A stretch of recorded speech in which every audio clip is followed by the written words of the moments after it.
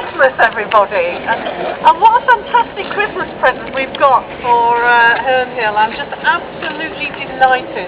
As everybody said, this project goes back a long way, and I was digging out a file in my office, which was 2002, and it was a big fat file, and I've got through all members of staff since this project started, and probably lots of shoe leather as well.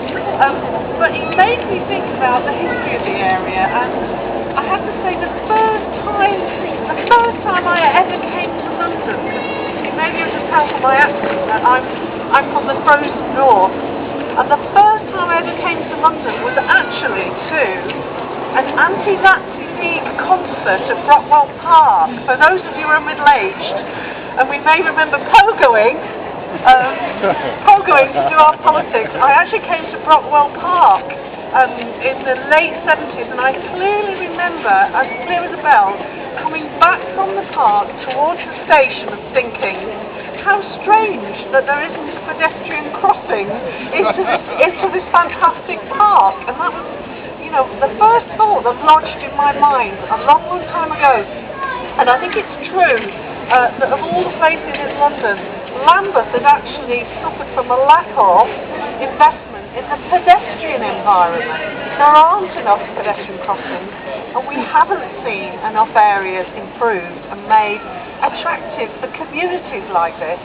And I think of this project as probably a sister project to the Brixton Central Square, because both of those schemes have been achieved because local people had an idea and fought for it, and the local councillors backed the idea, and they came to a London level and deals were done about funding, and I think we've all benefited from that fantastic partnership working. It has been a difficult project to get through, but it was well worth it, and I think if anything it's restored a village feel to Herne Hill. You know, one of the things that makes London so interesting and fantastic and such a good place to live is that really it's a city of 100 villages. It's a city of so many villages, and Herne Hill has got that feel again now, and I hope to see many more businesses come into the area.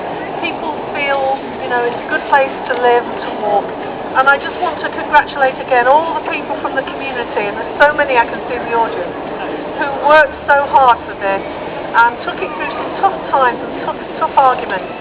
You know, maybe it was the case that this area hadn't had this improvement for so long because some of it was really difficult and controversial, and it did mean that there needed to be a lot of compromise and debate and detail done, and maybe that's one of the reasons why it took so long.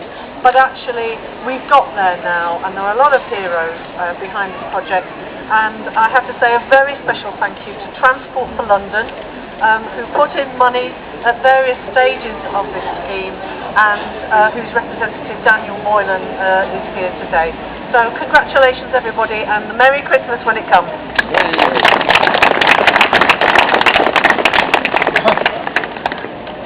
Before Daniel Moylan does the official inauguration, could I invite Tessa Jowl, our Member of Parliament for this area, to say a few words. Tessa also has been a tremendously strong ally throughout all these years. Tessa.